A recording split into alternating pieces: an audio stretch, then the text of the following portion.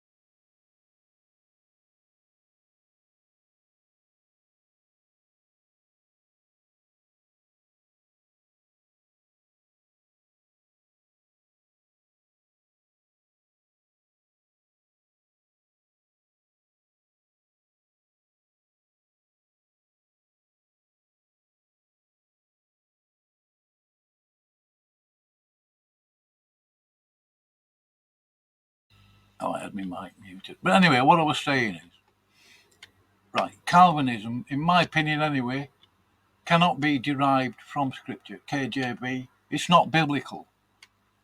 But then you've got Beckel in Praise I Am's channel. That's up to him, that's up to them, blah, blah. Right? Beckel challenging William Freeman, an open theist, for his false teaching of open theism, obviously. Kevin's in there having a go at somebody else. I can't remember who now.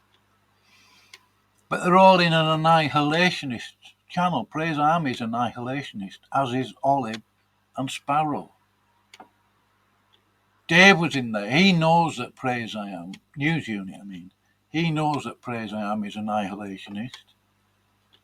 Unless he's flip-flopped again. Right? The hypocrisy of that is astounding, but though not unusual. And here's Kevin. Graham has been lying about people, straw manning them. And yet Kevin is supposedly here berating people for straw manning and lying. And yet Graham is the one doing the lying. Kevin is so big-headed it's beyond belief. It's nauseating. What does he think he is?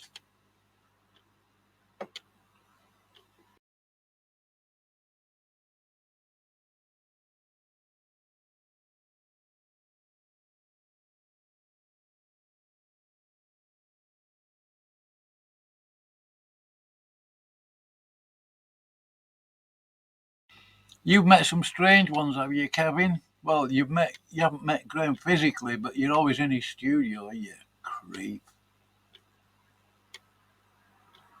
Blocking out the italics.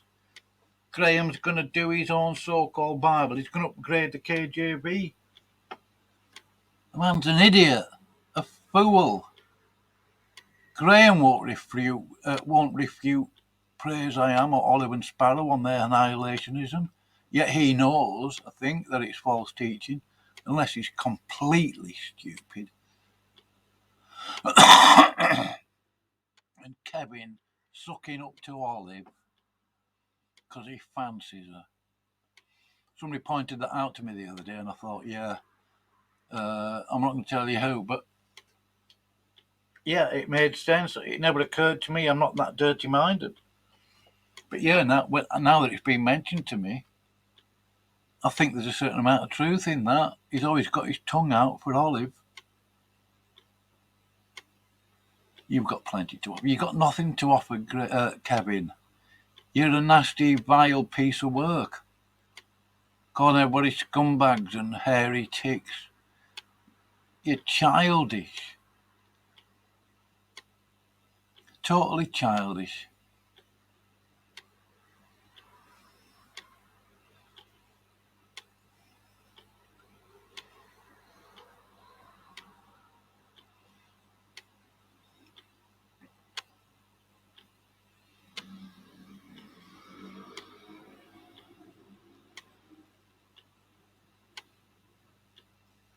What's wrong with flirting? You're kidding, aren't you?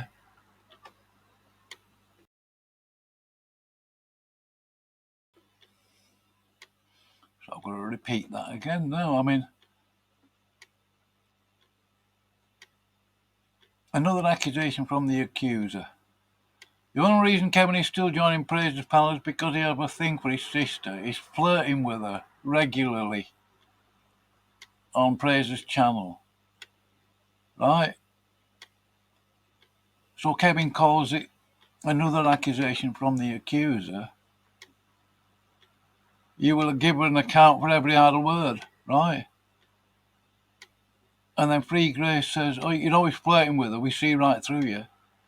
And then Kevin admits it.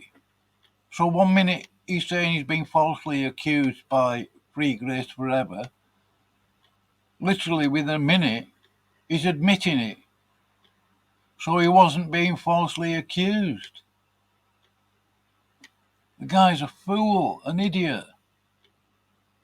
Hypocrite, Kevin. So's Graham. I mean, he's trying to update the King James Bible. He says it's Graham. He's always deleting the italics like an idiot. So stupid. All right, I had a phone call here, so we got to keep going. Let's continue.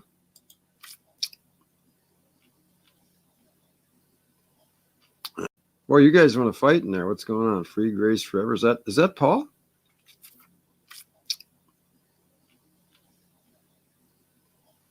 Anyway, I'm just going to keep reading. You guys can fight all you want. All right. So this reason, he wasn't very reasonable, and maybe he was missing some logic along with his reason. The son of Eliada, which fled from his lord Hadazezer, king of Zobah, and he gathered men unto him and became captain over a band when David slew them of Zobah. So David slew Zobah sometime, forgot when.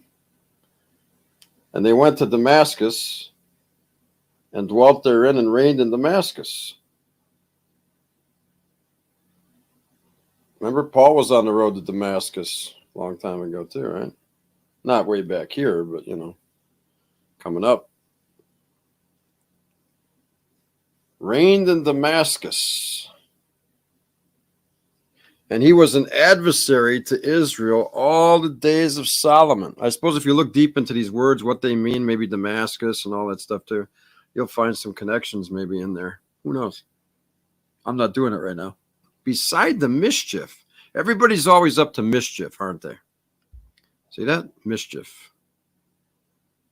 It's always about mischief. Everybody's a mischief maker. They like to they like to make trouble, cause mischief, have mischief with each other, fight, debate, dispute all the time, all that stuff. It's the works of the flesh. That's all it is. It's really what it is. Things that are not convenient. Romans chapter 1, too. Debate. Look it up. And he was an adversary to Israel all the days of Solomon. Make sure my mic's working. Yep. Looks like it. Bill, are you watching these mischief makers in here? Just let the boys fight. Bill knows how to do it. He'll let you guys kill each other in there. Yeah. Let the men play. How's that going? Where they were killing each other and they did that dance in the Old Testament? Where was that? Let them play. Where was that? I was in, I got to look that up now that you brought it up, Bill. Thanks for distracting me. Let the men play or something? I forgot how that goes. Let's see. Put silver wings on my son's chest. Here, it's in 2 Samuel 2:14. Abner said to Joab, let the young men now arise and play before us. 2 Samuel 2:14. And Joab said, let them arise. Then there arose and went over by number 12 of Benjamin, which pertained to Ishbosheth, the son of Saul, and 12 of the servants of David. And they caught every one his fellow by the head, and thrust his sword in his fellow's side, and they fell down together. Wherefore that place was called Helkath Hazurim, which is in Gibeon. And there was a very sore battle that day, and Abner was beaten, the men of Israel, before the servants of David.